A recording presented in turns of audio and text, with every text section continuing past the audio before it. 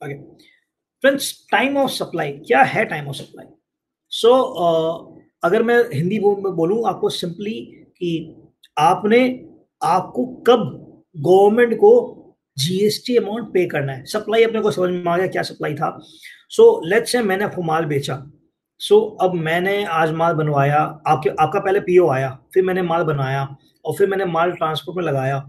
माल transportation वाला आके लेके गया, आपके पास एक हफ्ता बाद पहुंचा, आपने माल रिसीव किया, आपने माल फिर खोला, फिर अपने रैक में लगवाया, फिर आपने माल बेचा। लेट्स से इतनी लंबी ट्रांजेक्शन चल रही है, तो इसमें 2-3 ट्रांजेक्शन हो चुके हैं। अगर गवर्नमेंट बोले कि अभिषेक ने जो माल बेचा आपको, उसमें जीएसटी कब लगेगा, तो that is time of supply. तो if you can see, I have written time of supply forward charge, क्योंकि अपने पढ़ चुके हैं फॉरवर्ड चार्ज क्या होता है, रिवर्स चार्ज क्या होता है। फॉरवर्ड चार्ज अगेन, जैसे मैं आपको माल बेच रहा हूँ तो मैं जीएसटी लगा रहा हूँ, रिवर्स चार्ज में मैं आपको माल बेच रहा हूँ, आप जीएसटी गवर्नमेंट को पे कर रहे हो, राइट। अब टाइम ऑफ सप्लाई में फॉरवर्ड चार्ज में क्या लिखा हुआ है? Again now we are discussing time of supply forward charge only for goods. तो अभी अपने जो भी थोड़ा देर डिस्कशन कर रहे हैं, वो सिर्फ सोच के कर रहे हैं कि गुड्स के बारे में बात कर रहे हैं, सर्विस के बारे में सोच भी नहीं रहे हैं। तो time of supply of goods in forward charge, earlier of the following two dates: date of issue of invoice or last date under section 31, we will discuss what is this, or date of receipt of payment by the supplier. Friends, request, please sit today with a paper and pen और इसको note कर लीजिए, क्योंकि इसके बाद जब illustration लेंगे ना, तो आपको मल्टीप्लाई करने में बहुत हेल्प होगा। Date of issue of in invoice, मैंने माल बेचा 8 तारीख को, 8 तारीख डेट ऑफ इनवॉइस, और लास्ट डेट अंडर सेक्शन 31, वो क्या पढ़ लेते हैं, और date of receipt of payment, या फिर मुझे जब पैसे मिली, whichever is earlier. Let's see, what is the last date as per section 31? तो एक बार गुड्स में ध्यान देते हैं, सर्विस में वापस आ जाएंगे। गुड्स में ध्यान देते हैं, supply of goods, last date of issue of invoice as per section 31 is before or at the time, before or at the time of removal of goods, या फिर delivery of goods making available और making available. तो please understand friends, अगर आज मैं आपको माल बेच रहा हूं तो और वो मूवेबल ऑब्जेक्ट है, तो वो मूवमेंट के पहले, बिफोर और एट द टाइम, मुझे इनवॉइस बनाना मैंडेट है एज पर सेक्शन 31। और in other case, delivery of the goods और making available of the goods to the recipient as per section 31, before पहले या फिर at the time of either of the event. अगर movable goods है तो removal of the goods, और delivery of the goods अगर movable नहीं है तो, या making available there of, invoice has to be made mandatorily, right. इसके अब पहले स्लाइड में, अच्छा आगे बढ़ते विल कनेक्ट। अब देखिए मैं क्या लिख रहा हूं, सेक्शन 12 सबसेक्शन 2 क्या बोलता है? Time of supply shell, SHALL, very important friends, आज के पूरे सेशन में ना हम इस वर्ड का, शैल वर्ड का इंपॉर्टेंस देखेंगे खाली। Shall be earlier of invoice और पेमेंट। अब बात करते हैं, इसमें देखिए 3 ऑप्शंस दिए मैंने। Actual date of issue of invoice by the supplier, third option देखते हैं सीधा, date of receipt of payment, second option में वापस आते हैं, एज पर सेक्शन 31, राइट। तो एज पर सेक्शन 31 में भी 4 सब ग्रुप किए हैं। Non continuous supply involves movement, मतलब आप आए, अभिषेक मेरे को तुम्हारे शोरूम में सेलफोन चाहिए, आप आज आए हो, ले रहे हो, जरूरी नहीं कि आपने मुझे बोला अभिषेक मुझे हर दिन तुम्हारे शोरूम से 10 फोन चाहिए। It's not a continuous supply, it's a non continuous supply of goods, right, which involves movement. तो फ्रेंड्स एक फैक्टर आ रहा है, जहां मूवमेंट इन्वॉल्व है वहां अलग है, जहां मूवमेंट इन्वॉल्व नहीं है वहां अलग है। यहां मूवमेंट इन्वॉल्व है, non continuous supply involves movement. Time of removal of goods, that is the time where invoice is to be made, right? Friends 12.2 बोलता है 3 चीज, invoice issued, Actual date of invoice issued, invoice, due date of the invoice as per section 31 and payment received whichever is earlier. तो अभी अपने क्या micro level में discuss कर रहे हैं कि सेक्शन 31 में what is the due date, section 31 में what is the due date. So for deriving the due date as per section 31 अपने चेक कर रहे हैं कि क्या वो non continuous supply of goods है, हाँ है. क्या वो गुड्स इन्वॉल्व मूवमेंट, हाँ yes. Then time of removal of the goods is the last date कि आपको by that time invoice issue करना ही पड़ेगा. Other non continuous supply of goods वापस बात कर रहे हैं. Other case that is which not involves movement, so delivery of the goods और making available to the recipient, that is a last moment कि by that time you have to issue invoice as per section 31. Third case, continuous supply of goods. मैंने आपसे contract कर लिया, मैं आपको अपने अगर याद हो ये continuous supply of goods and continuous supply of service definition में भी डिस्कस किए थे. So continuous supply of goods that is date of issue of statement और अकाउंट रिसीव्ड ऑफ पेमेंट, कि मैंने आपको स्टेटमेंट दे दिया या मेरे कॉन्ट्रैक्ट में लिखा हुआ है कि हर मैं 3 महीने में आपको स्टेटमेंट दूंगा या फिर हर 3 महीना में मैं आपसे पेमेंट रिसीव करूंगा. सो जो भी लिखा हुआ है इश्यू ऑफ स्टेटमेंट और receipt of payment, that is a last date कि I have to issue invoice as per section 31. And last, sale on approval basis. मैंने आपको माल बेचा, माल भेजा एंड फॉर अप्रूवल, अगर आपको पसंद आया तो रखिए, नहीं है तो वापस कर दीजिए. So earlier of the time eight which it becomes known that the supply has taken place or 6 months from the date of removal. मतलब अगर 23 मई को मैंने आपको माल दिया कि सर आप चेक कर लो, माल समझ में आता है रखो, अदरवाइज मुझे वापस कर दो. सो लेट्स से आपने 2 महीने बाद मुझे बोल दिया कि अभिषेक अप्रूव्ड, मैं माल रख रहा हूँ, सर बिल बनाना मुझे एज पर 31. 6 महीना हो गया, आपका कोई रिप्लाई नहीं आया. जिस दिन 6 महीना क्रॉस करेगा उस दिन मुझे बिल बनाना है एज पर सेक्शन 31. सो अपने section 31 that is tax invoice के बारे में जो बात करता है वो बता रहा है कि इस सिचुएशन में ये लास्ट डेट है जहां आपको इनवॉइस बना लेनी है. और अब टाइम ऑफ सप्लाई क्या बोल रहा है कि इनवॉइस एक्चुअली इशूड और last date as per section 31 और payment received whichever is earlier. Friends, law का कंसेप्ट समझे एक बार. Law is very clear.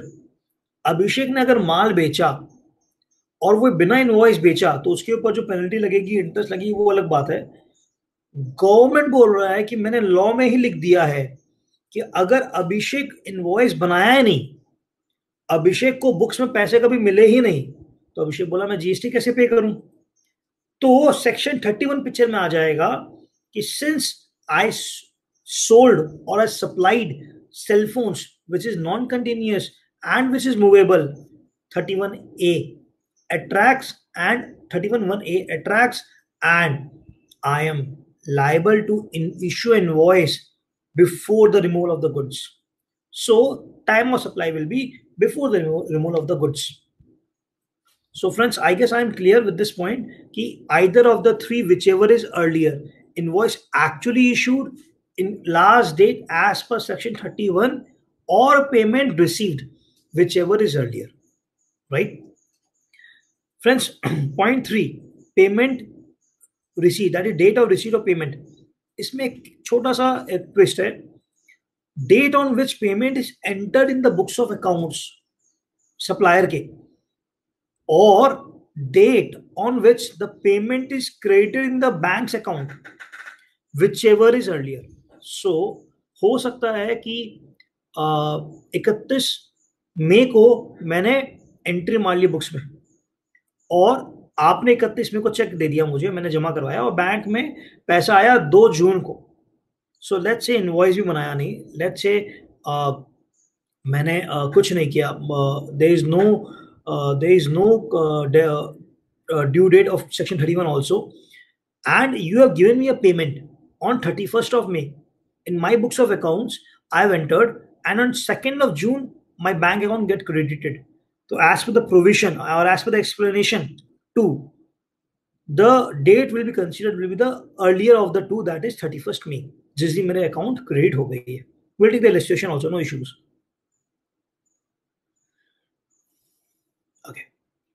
एक इसमें रिलीफ भी है। वो रिलीफ क्या है? दैट अगर excess payment of up to 1000 is received in respect of any invoice, time of supply shall at the option of the supplier is the date of the issue of invoice in respect of such excess amount. So to be very practical, let's say आपका cell phone का जो bill आता है उसमें क्या होता है कि लेट्स से 1000 रुपए के नीचे का अमाउंट है जो रह गया है, वो नेक्स्ट साइकिल में वो बिल कर देंगे। तो उसमें इसमें यही बोला गया है कि अगर 1000 रुपए के नीचे का बिल बनाना बाकी रह गया है तो at the discretion of the supplier the date of issue of invoice in respect of such excess amount shall be later on, no issues, right? Friends, अब जो पढ़ रहे हैं हम एक रिलीफ पढ़ रहे हैं, बहुत ध्यान से पढ़ रहे हैं। No tax on advance received against the supply of goods. मैंने इसके पहले स्लाइड में बताया कि पैसा मिला तो पहले जीएसटी पेमेंट कर दो। तो ये बताया गया गवर्नमेंट को कि बहुत सारे छोटे मैन्युफैक्चरर्स हैं, बहुत सारे छोटे वेंडर्स हैं जो अपने कस्टमर से ही पैसे एडवांस में लेते हैं, उसी को इन्वेस्ट करते हैं और फिर पूरी फैक्ट्री चलती है या फिर उनका पूरा सिस्टम चलता है वैसे। So this notification came with set कि 15 नवंबर तक, मतलब 14 नवंबर तक तो सब में एडवांस में जीएसटी लगेगा। 15 नवंबर से आपका एडवांस फॉर गुड्स में जीएसटी नहीं लगेगा। सर्विस में आज भी लग रहा है, so if you read this benefit is definitely not available for composition scheme वाले को देना पड़ेगा। और एल्स पहले ही ये नोटिफिकेशन आया था 13 अक्टूबर 2017 को, जो सिर्फ टर्नओवर बेसिस में लिमिटेड था। फिर 15 नवंबर को इन्होंने पूरे जनरलाइज कर दिया कि सबके लिए एप्लीकेबल है वाया नोटिफिकेशन नंबर 66/2017। तो इसका समरी ये है कि 15 नवंबर के बाद से गुड्स के केस में अगर एडवांस मिलता है तो उसमें जीएसटी नहीं लगेगा, सर्विस के केस में आज भी लगेगा। Okay, so again what we discuss is a table form that 1 जुलाई से 12 अक्टूबर 2017 तक अगर आपका टर्नओवर 1.5 करोड़ के नीचे है टैक्सेबल, 1.5 करोड़ के ऊपर है टैक्सेबल। 13 अक्टूबर से 14 नवंबर तक अगर आपका 1.5 करोड़ के नीचे है, क्योंकि एग्जम्पशन था, नॉन टैक्सेबल, एंड अगर 1.5 करोड़ के ऊपर है तो टैक्सेबल। 15 नवंबर ऑनवर्ड्स जनरलाइज्ड फॉर ऑल। अगर आपका टर्नओवर कुछ भी है गुड्स के लिए, it is non taxable. Friends please ऊपर देखिएगा, मैंने गुड्स में इसलिए हाईलाइट किया, it's not for service, right. आइए बढ़ते हैं। क्योंकि ये पीडीएफ खुल रहा है सॉफ्टवेयर में, so what I will discuss is the last column is the solutions or answers. So rather than jumping on that, let's analyze each and every scenario, and जो मैंने बोला था आपको स्टार्टिंग में पेन एंड पेपर यूज करने के लिए, अब वो काम आएगा, right. So scenario 1, whatever we are discussing only for goods, right? So अभी ये 3 सिनेरियो में डिस्कस करेंगे फॉर नॉन कंटिन्यूस सप्लाई। जैसे आप आए मेरे शोरूम में और आपने मुझे बोला अभिषेक सेलफोन दो, राइट, तो उसमें क्या होगा? Invoice raised before removal. So invoice date, let's say 10 March 2018. Due date of the issue of invoice, let's say 20 March 2018 as per section 31. Payment entry in the supplier's books 26 March. Credit कब हुआ bank account? 30 March. So invoice date or due date as per 31 or payment received, whichever is earlier. So इस case में invoice date is earlier, that is 10 March is the time of supply, right?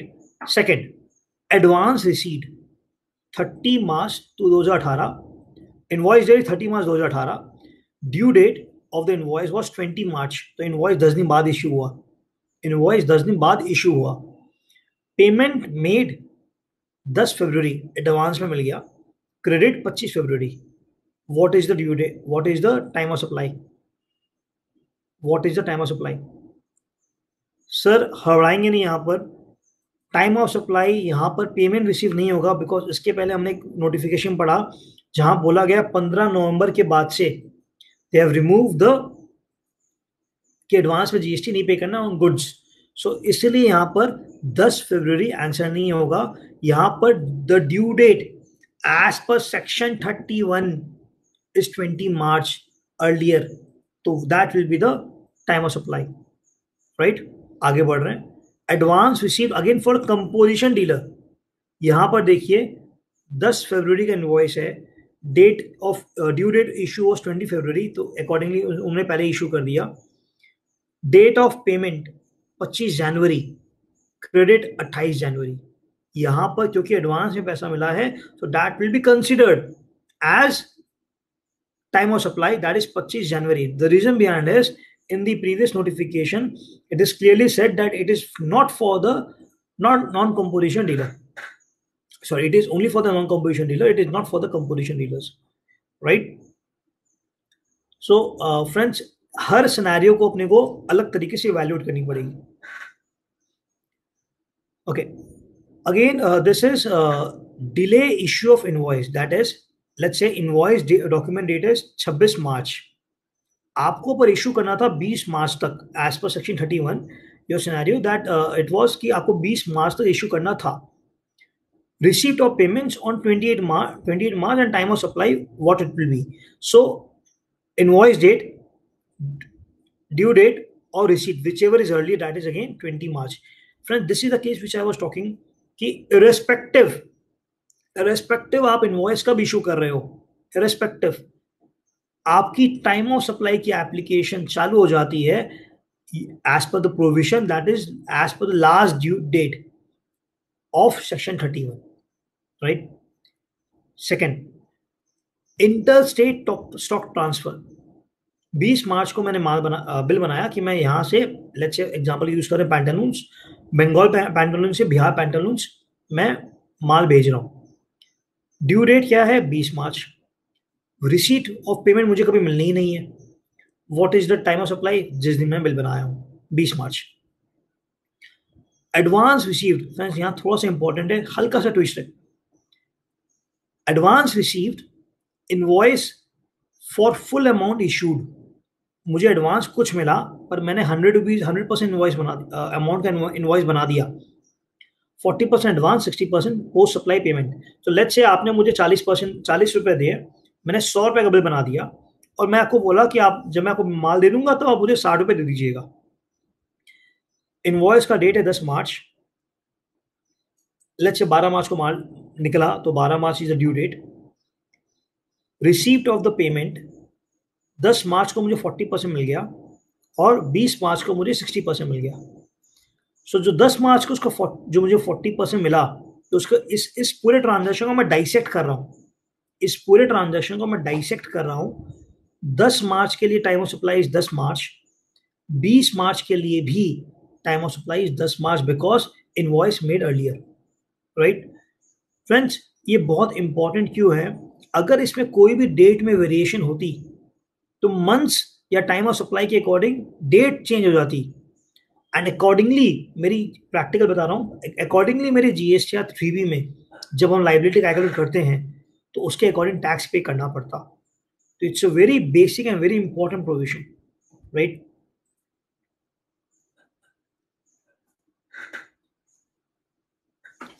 अब contract का बात कर रहे हैं, तो contract that is, अभी तक हम लोग बात कर रहे थे नॉन कंटिन्यूअस गुड्स, राइट। अब हम लोग बात कर रहे हैं कंटिन्यूअस सप्लाई ऑफ गुड्स, तो इट्स अ कॉन्ट्रैक्ट। तो contract provides for successive statements of account और successive payments. So let's say मैं आपसे कॉन्ट्रैक्ट कर लिया कि सर मैं आपको 10 लाख ईटा दूंगा हर मंथ, या 12 महीना में मैं आपको 1 करोड़ ईटा दूंगा लेट्स से। तो अब now what is the contract कि हर 1 लाख ईटे में आप मुझे बिल दे देना, या हर 1 तारीख को मैं आपको पेमेंट कर दूंगा, whatever it may be the contract.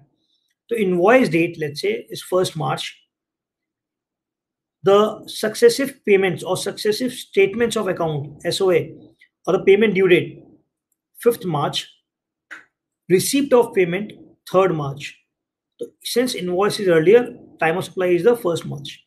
Second case, 11th April invoice date, successive payment due date or statement of accounts due date is 5th April, received payment 13 April.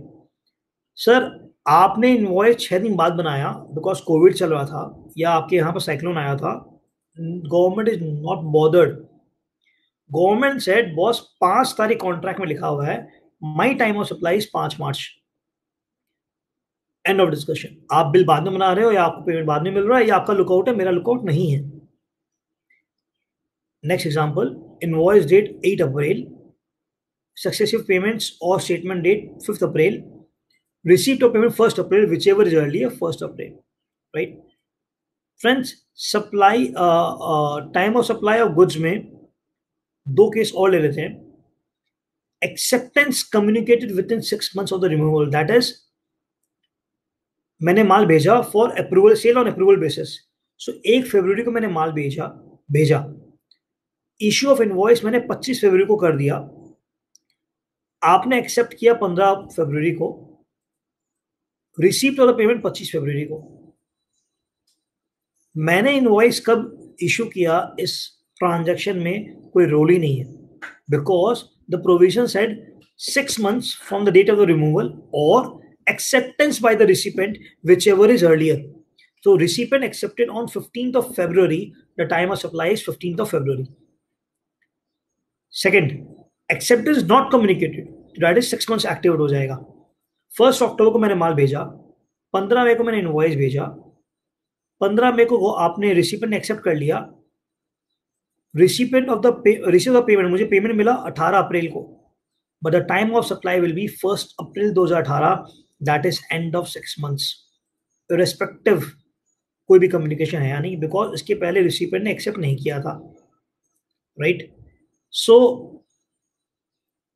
Before moving to time of supply of service, क्योंकि अपने 11 illustration ले लिए हैं, I will just bring to you the first slide, this main slide, and repeat. Time of supply of goods is earlier of the following. Number 1, actual date of invoice. Number 2, payment received. Number 3, due date of issuance of invoice as per section 31. As per section 31. Right? अभी अपने सिर्फ और सिर्फ goods का ही बात किए हैं, अभी अपने सर्विस का बात ही नहीं कर रहे हैं, राइट? अभी अपने सिर्फ फॉरवर्ड चार्ज गुड्स का बात कर रहे हैं, not we are not talking about anything about reverse charge. That's I friends, I guess अभी तक अपने संग में हैं, सो आगे बढ़े, सर्विस में जा रहे हैं।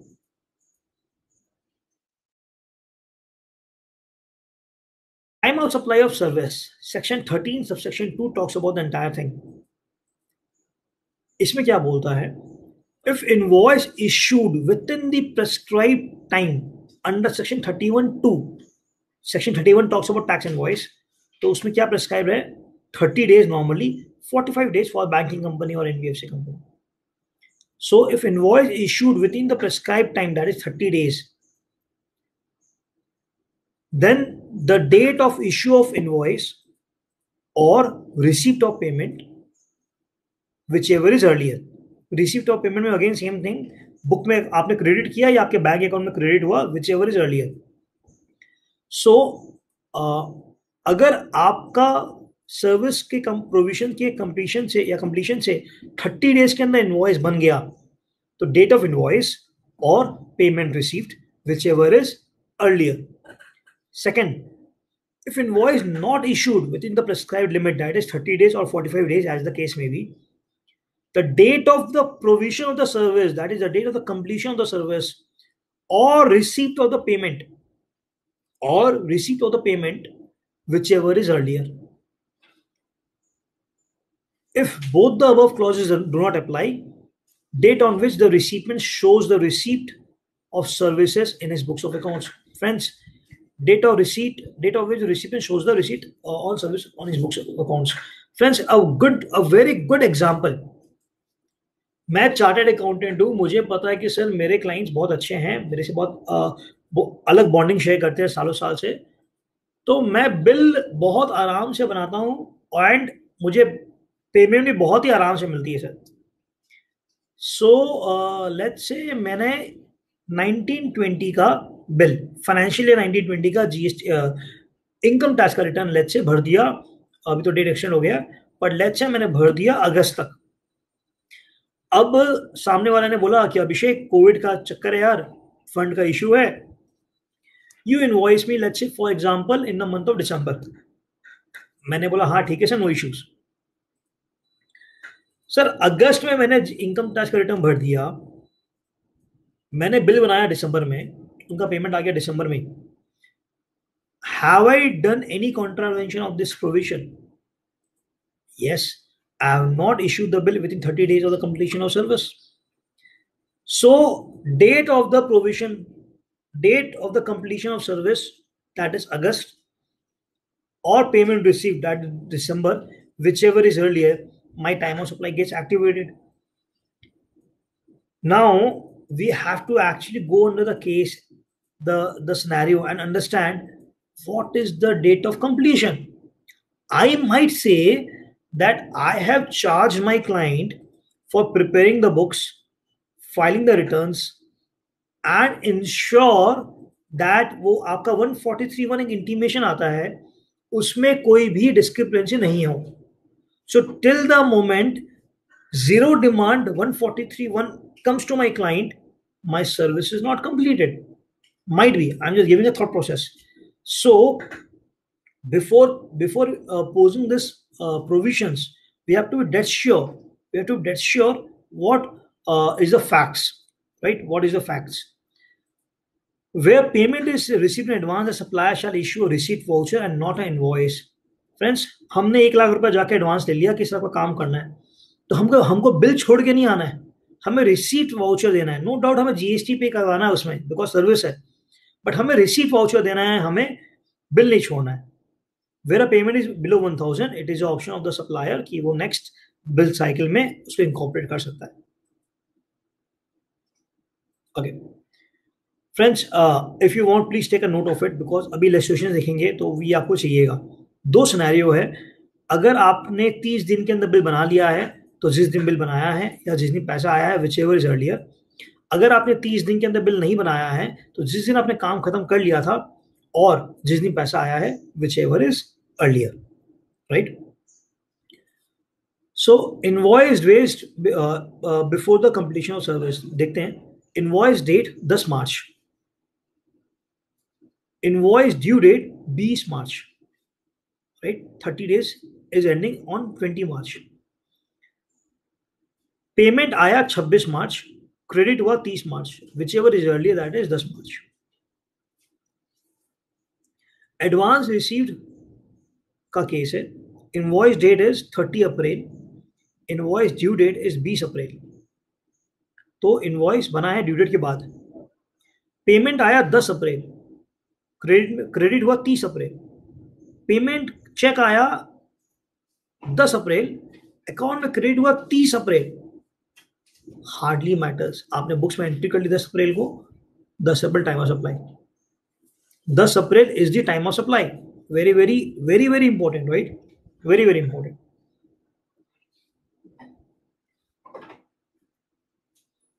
Okay. Delay issue of invoice. That is, invoice date was 26 March. Commencement of the service 20 January. Completion of the service 16 February. 16 फरवरी को खत्म हो गया तो 30 days is 16 March, 15 March, what ever it is. 30 days 20 फरवरी का मंथ होगा, तो accordingly 18 मार्च, 17 March, जो भी whatever it is.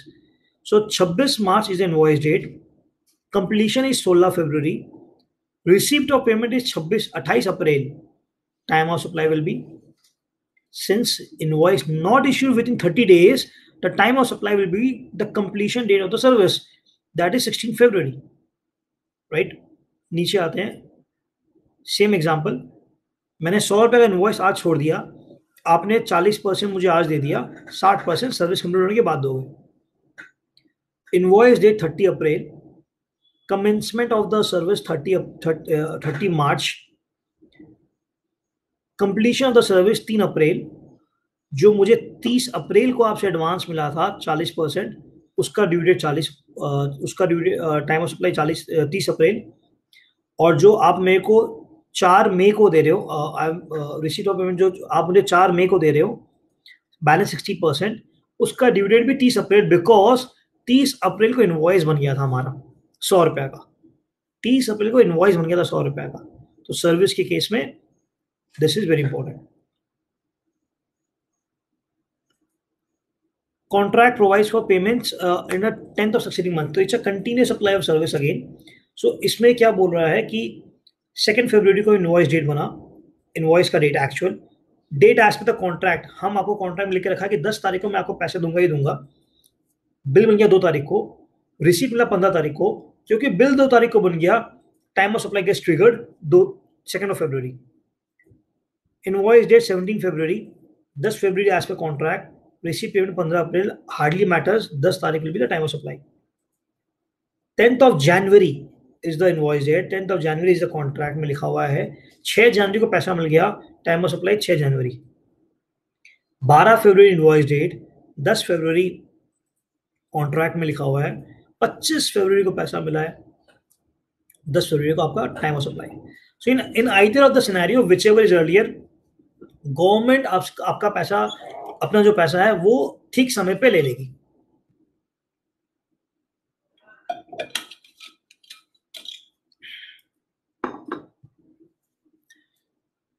Friends, अभी तक हम सिर्फ और सिर्फ time of supply of goods, time of supply of service, forward charge देखे हैं, राइट? हम बहुत क्लियर है। गुड्स में बात कर रहा था, फॉरवर्ड चार्ज में actual date of invoice, due date as per section 31 और payment received whichever is earlier. Service के केस में बोल रहा है कि अगर 30 डेज के अंदर आपने सर्विस बिल बना दिया है तो इनवॉइस, डेट ऑफ इनवॉइस और payment received whichever is earlier. अगर आपने 30 दिन के अंदर इनवॉइस नहीं बनाया है तो date of completion of the service और payment received whichever is earlier, right?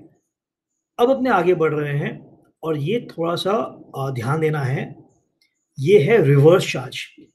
तो अब हम लोग रिवर्स चार्ज गुड्स और सर्विस का संग में कर रहे हैं सो दैट अपने रिलेट कर पाए।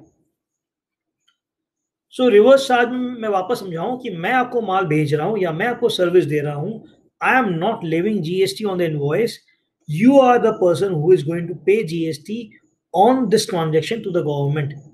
सो अब ये प्रोविजन ये बताएगी कि आपको जीएसटी कब पे करना है, what is the time of supply, वो कब माना जाएगा कि आपको जीएसटी पे करना है।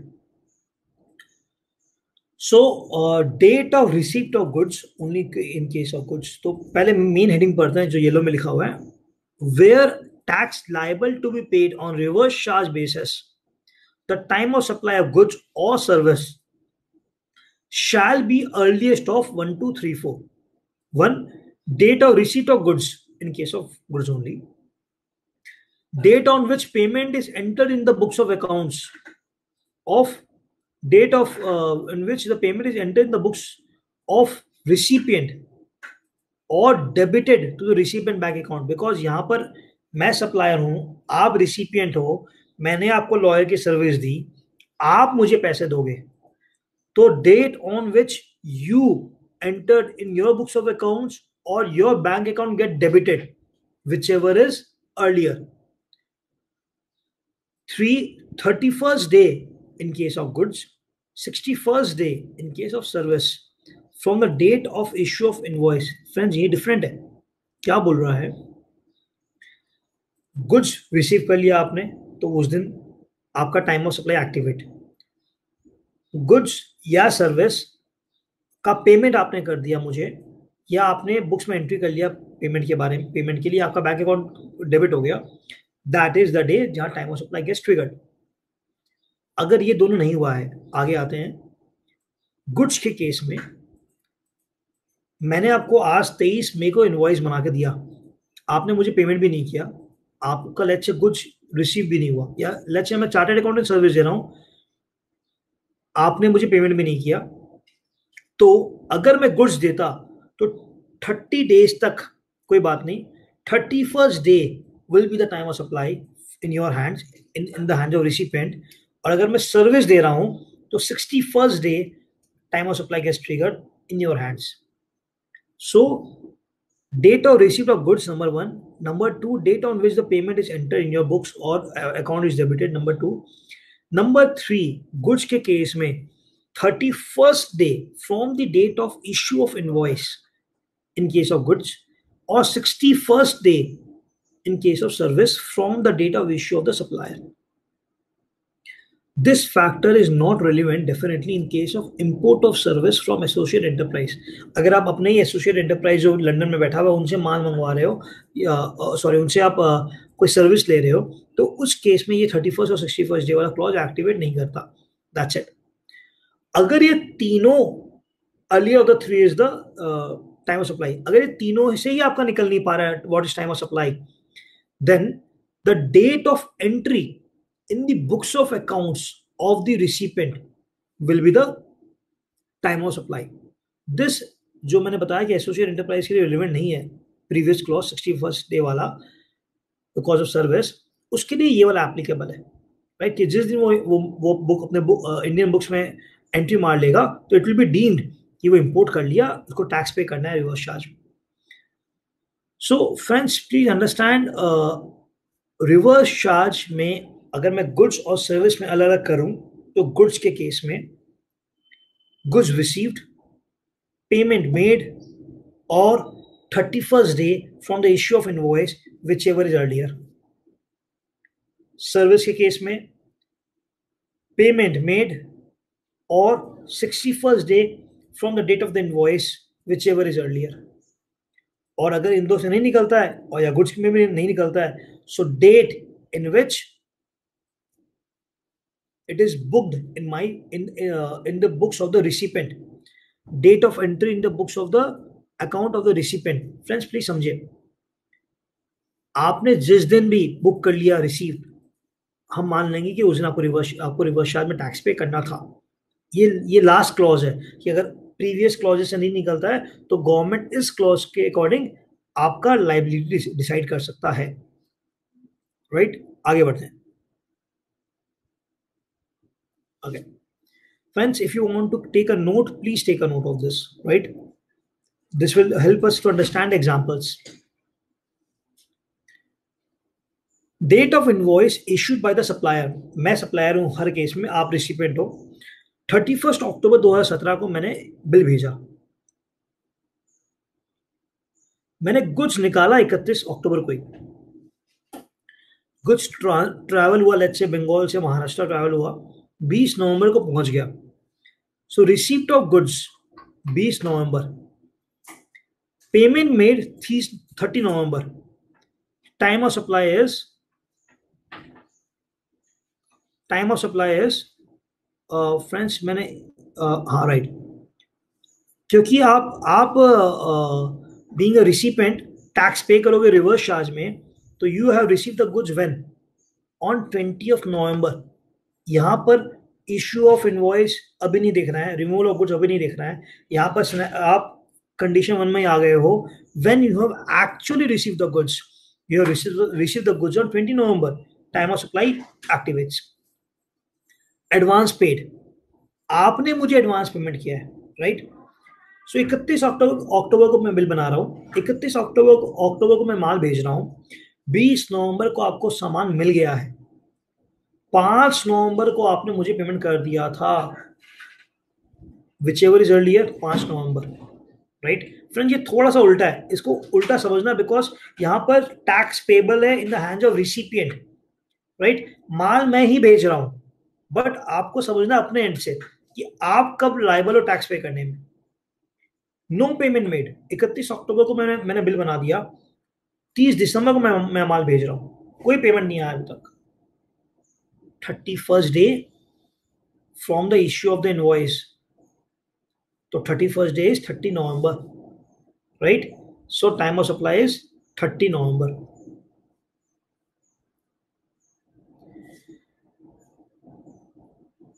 सर्विस के केस में बात कर रहे हैं, मैंने बिल बनाया 31 अक्टूबर, कंप्लीट हो गई सर्विस मेरी अगस्त में, 31 अगस्त. पेमेंट मुझे मिला 20 नवंबर को आपसे, एंट्री मैंने कर लिया 30 नवंबर को. What is the date? क्या प्रोविजन लगाओगे? पेमेंट रिसीव्ड 20 नवंबर और 61st day from the date of the invoice whichever is earlier, that is 20 November. And advance paid 31 अक्टूबर को बिल गया, 31 अक्टूबर को सर्विस खत्म हो गई, 5 नवंबर को मुझे पैसा मिला और मैंने बुक्स में एंट्री की, रिसिपेंट ने बुक्स में एंट्री की 31 अक्टूबर को.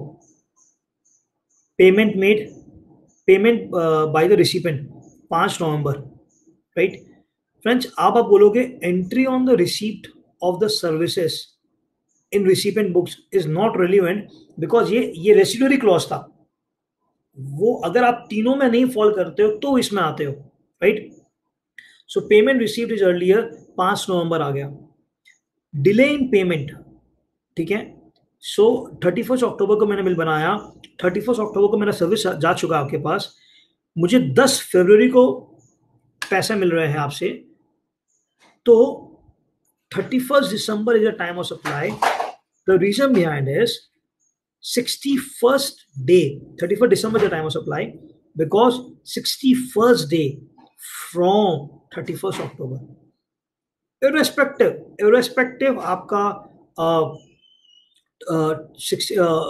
31st अक्टूबर को सर्विस कंप्लीट हो गया है, irrespective 10 फरवरी को आपने मुझे पेमेंट कर दिया है. Since 61st day is the bottom line, that is in 61st day from the receipt of the service or payment made whichever is earlier. आगे बढ़ते हैं. Service received from associate enterprise outside India. यहां आपने बात किया कि entry will be, entry in my books will be relevant. So 31 अक्टूबर मैंने बिल बनाया, 30 नवंबर को सर्विस कंप्लीट हो गई मेरी, मुझे 5 अप्रैल को पैसे भी मिल गए, बट मैंने अपने बुक्स में मैंने अपने रिसिपेंट ने अपने बुक्स में 31 मार्च को एंट्री किया है, तो 31 March will be the time of supply. Service by the unregistered person, no payment made. Same है, completion of the service 30 November, कोई बिल नहीं बना आज तक, कोई पैसा नहीं आया आज तक, but entry of the recipient हो गया on entry of the recipient हो गया of service in the recipient book itself on 5th December. So since nothing is done, 5th December को हो गया, आपको आप टाइम ऑफ सप्लाई दे दोगे. फ्रेंड्स प्लीज अंडरस्टैंड, ये थोड़ा सा टफ है डाइजेस्ट करने में I suppose, but it is very important. मैंने सर्विस, मतलब सप्लायर ने सर्विस दिया, ये सप्लायर बताया ही नहीं, इनवॉइस बनाया ही नहीं. लेट्स से मैंने जीटीए की सर्विस आपको दे दी और वो जीटीए की सर्विस की बिल मैंने बनाई नहीं, पर आपने सर्विस रिसीव की है. क्योंकि आपने सर्विस रिसीव की है, आप अकॉर्डिंगली अपने बुक्स में एंट्री कर रहे हो 5 दिसंबर को. आप 5 दिसंबर को एंट्री बुक कर रहे हो अपने बुक्स में, तो you are liable to pay tax. तो गवर्नमेंट बोलता है आप तो टैक्स पे कर दो, आपके अकॉर्डिंग मैं, गवर्नमेंट मुझे पकड़ेगा, आपके बुक रिपोर्ट के अकॉर्डिंग गवर्नमेंट मुझे पकड़ेगा कि अभिषेक सर बता रहे हैं कि उन्होंने तुमसे सर्विस लिया है और उन्होंने उसमें रिवर्स चार्ज में टैक्स पेमेंट किया है, but you have neither issue any invoice nor you have shown any receipt of payment. Payment आया नहीं आया हार्डली मैटर्स, राइट. सो इररिस्पेक्टिव आप अनरजिस्टर्ड आदमी से खरीद रहे हो, इररिस्पेक्टिव आप रजिस्टर्ड आदमी से खरीद रहे हो, अगर you are liable to pay tax on reverse charge, you have to pay on the date in which you have entered in the books of accounts. Okay. So friends, basic तीनों parameter अपनी खत्म हो गई है.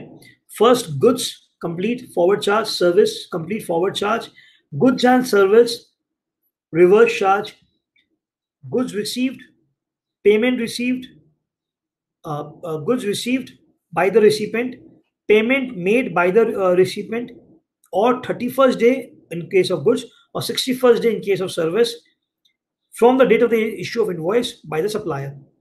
Whichever is earlier, reverse charge का time of supply gets triggered, right?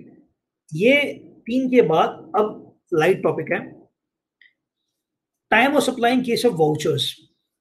Time of supply in case of supply of vouchers, simple सा बात है, अगर वाउचर में आइडेंटिफाइबल है व्हाट इज अ सप्लाई, तो issue of the voucher is the time of supply, the date the voucher is issued is time of supply. अगर defined नहीं है वाउचर में कि वाउचर से आप क्या ले सकते हो, कुछ भी ले सकते हो, तो जिस दिन आप वाउचर रिडीम करोगे that is time of supply. So let's see the time of supply in case of supply of voucher.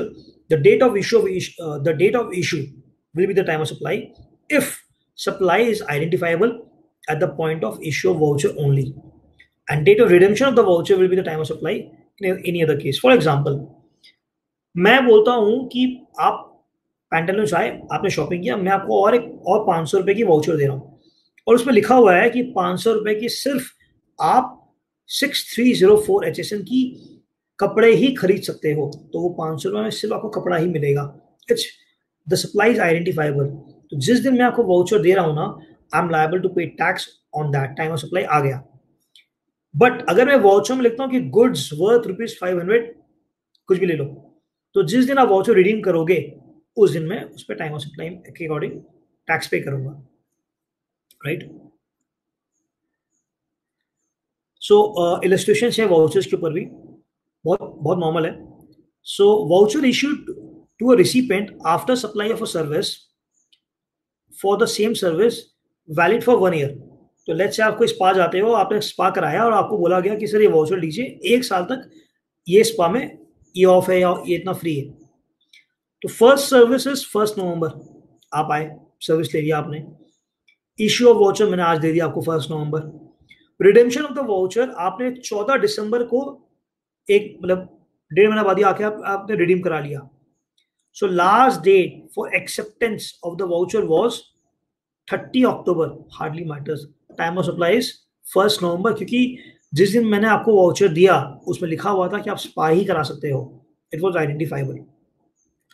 Second case, voucher issued to a recipient of machinery along at the time of delivery for availing repair service। Sir क्या ये जो voucher दे रहे हैं identifiable है? Yes. So date of issue is 1 November, redemption is 14 December, hardly matters, date of issue में time उसको लग जाएगा 1 नवंबर। Third case, voucher issue to a recipient after supply of a service for any other service, not specific,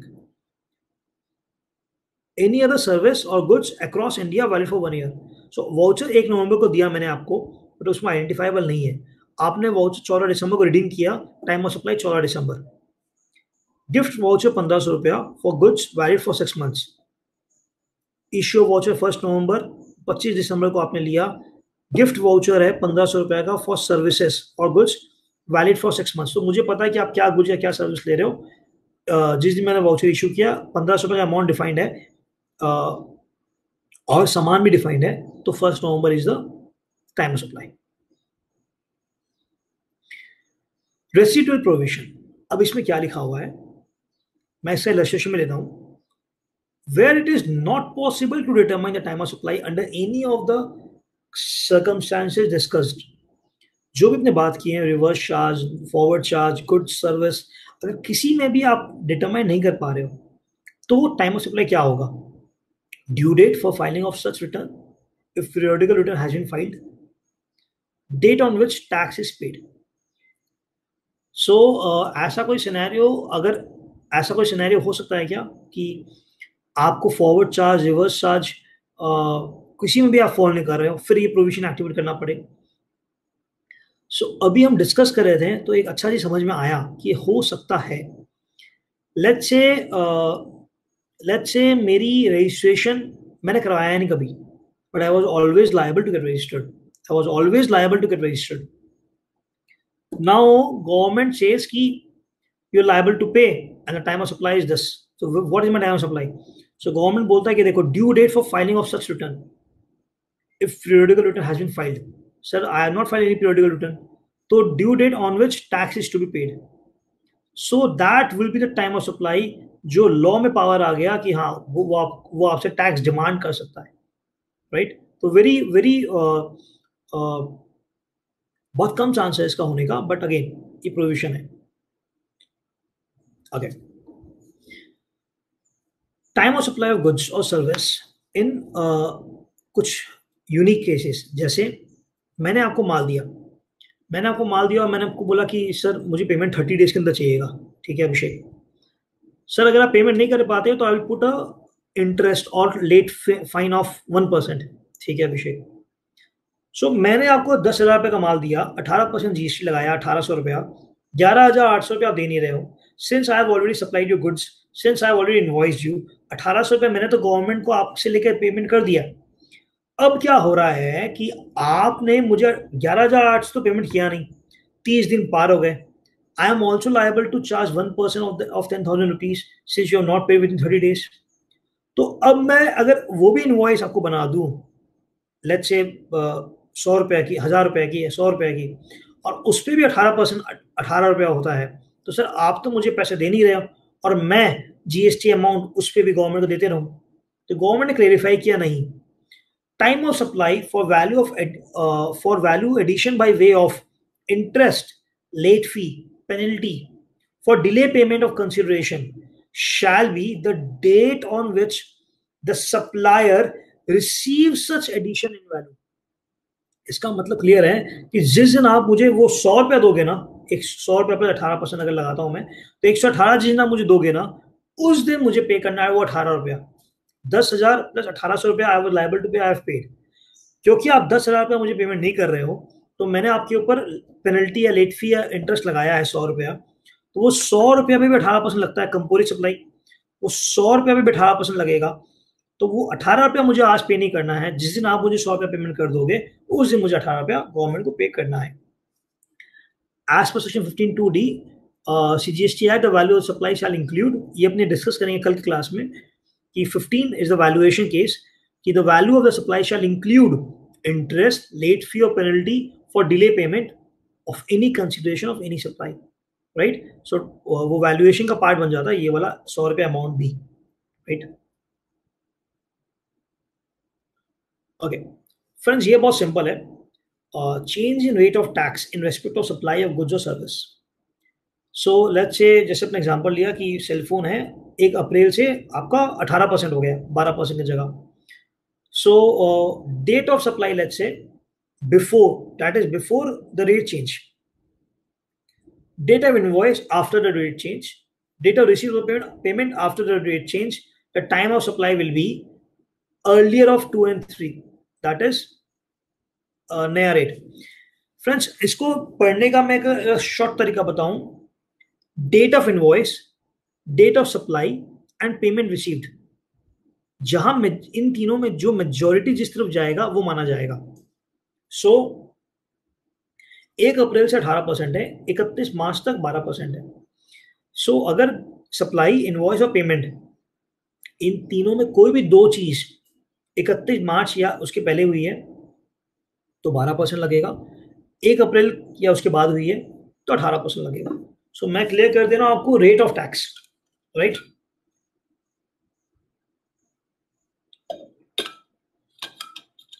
मैं clear कर दे रहा हूं आपको रेट ऑफ टैक्स कि नया या पुराना कौन सा लगेगा, उस पर कंफ्यूजन नहीं आएगा आपको।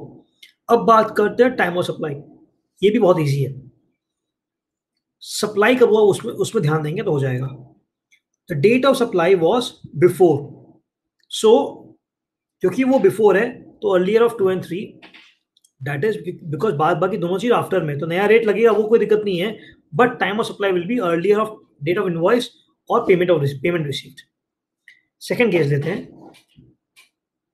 सप्लाई भी बिफोर डेट है, बिफोर चेंज है, इनवॉइस भी बिफोर चेंज है, दोनों चीज बिफोर चेंज है, तो रेट लगेगा ओल्ड। टाइम ऑफ सप्लाई क्या होगा, जो आपका डेट ऑफ इनवॉइस है। Supply of service is before, again third case. Date of receipt of payment is before but the date of invoice is after. इसमें old लगेगा, दोनों चीज बिफोर है तब भी इसमें ओल्ड लगेगा, बिकॉज इनवॉइस आपका खाली बाद में बन रहा है। फ्रेंड्स, इसको कंफ्यूज नहीं करें, एक एक करके वापस पकड़ते हैं, बिकॉज मुझे लग रहा है कि बिफोर और आफ्टर में कंफ्यूज हो जाएंगे। जैसे मैंने बताया, रेट ऑफ टैक्स में जहां दो चीज है वो रेट ऑफ टैक्स एप्लीकेबल हो जाएगा। तो 31 मार्च के पहले अगर दो चीज है एप्लीकेबल ओल्ड रेट, 31 मार्च के बाद है applicable new rate. Time of supply case to case depend करेगा। सो अपने खाली खाली फर्स्ट रो को लेते हैं। Date of supply of goods और सर्विस 31 मार्च के पहले हो गया, मैंने सेलफोन आपको भेज दिया 31 तारीख के पहले, 12% रेट है। इनवॉइस मैंने 1 तारीख को सुबह बनाया और मुझे पैसे भी 1 तारीख के बाद मिले, क्योंकि 2 इवेंट 1 तारीख के बाद हो रही है तो मुझे मैंडेटरी नया रेट लगाना है 18%। देख लीजिए कॉलम 5 में न्यू रेट लिखा हुआ है। What will be the time of supply? The time of supply will be earlier of the invoice date of payment receive whichever is earlier, that is the date of whichever is earlier. यहां पर अपने date नहीं लिख रहे हैं। Scenario 2, date of supply of goods or service is before 31st March, invoice is also before 31st March। since दो चीज पहले हो गई है, दोनों चीज ओल्ड रेट के रेजिम में हो गई है तो लगेगा तो old rate he. what will be the time of supply? the date of invoice will be the time of supply always। Third case, supply हो गया 31 मार्च को या उसके पहले, बिल बनाया मैंने 1 अप्रैल को या उसके बाद, पर पेमेंट मुझे 31 मार्च को ही मिल गई थी। क्योंकि दोनों चीज 31 मार्च के पहले है, रेट लगेगा old, and the time of supply will be the receipt of the payment, that is 31st of March। Fourth case, supply of goods और service is after the due date, after the rate of change in the rate, that is 1st April। Invoice मैंने पहले बना दिया था and मुझे पैसे बाद में मिले। सो इनवॉइस मैंने 31 मार्च को बनाया कि सर आप कल आके माल ले जाओगे और पैसे दे जाओगे, बहुत नॉर्मल केसेस से हो ही सकता है। इस केस में क्योंकि दोनों इवेंट बाद में हो रहे हैं, नया रेट लगेगा and the time of supply will be the date of the payment, right? Fifth case, date of supply of goods is again 1st April, date of invoice is again 31st March, date of receipt is 31st March। दोनों चीज 31st March है, old rate लगना mandate है। earlier of 2 and 3, that is invoice date or the date of receipt of payment। and last, date of supply of goods or service is 1st April, date of invoice 1st April, date of receipt of payment 31st March। the time of supply will be the date of invoice and the rate will be new rate because आपका दोनों चीज invoice and supply दोनों 1st मार्च को हुआ है। Friends सुनने में थोड़ा सा थियोरेटिकल या कॉम्प्लेक्स लग रहा होगा, I am sure about this, but please understand this is a very important section when there is a rate, when there is a change in rate of any goods or service।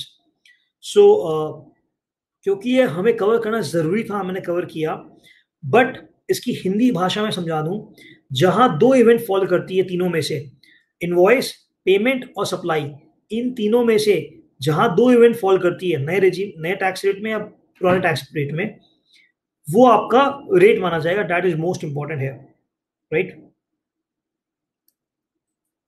Friends please appreciate, मैंने पूरे इसको मैं discuss नहीं कर रहा हूँ, वही चीज है जो अभी अपने डिस्कस किए। If you take the examples so you will see this. So friends मैं जहां जहां इंटरेस्टिंग करने का कोशिश कर रहा हूँ, बट अगेन कुछ कुछ आज के क्लास में स्पेसिफिकली बहुत थियोरेटिकल टॉपिक्स है। So I will try and make it more easy to you so that वो आपके पास डायरेक्ट जाए जिस फॉर्म में मैं देना चाह रहा हूँ, right? So we'll just take one example. We can take the 4th example कि 6 अक्टूबर 2017 को हमने सप्लाई किया था, 25 सितंबर को हमने इनवॉइस बनाया था, 8 अक्टूबर को हमें पैसा मिला, राइट? एंड हमारे ऊपर में लिखा हुआ है कि 1 अक्टूबर को रेट चेंज हुआ। So 8 October will be the time of supply because the date of receipt of the payment, and 1 अक्टूबर से कंपेयर करो आप तो 6 अक्टूबर और 8 अक्टूबर दोनों चीज 1 अक्टूबर के बाद है, तो the new rate will be applicable, right? तो it is very simple, but again थोड़ा सा कॉम्प्लेक्स लग रहा होगा तो अगर आप ये माथा में सेट कर लो रेट क्या लगेगा, it will be very easy to determine the time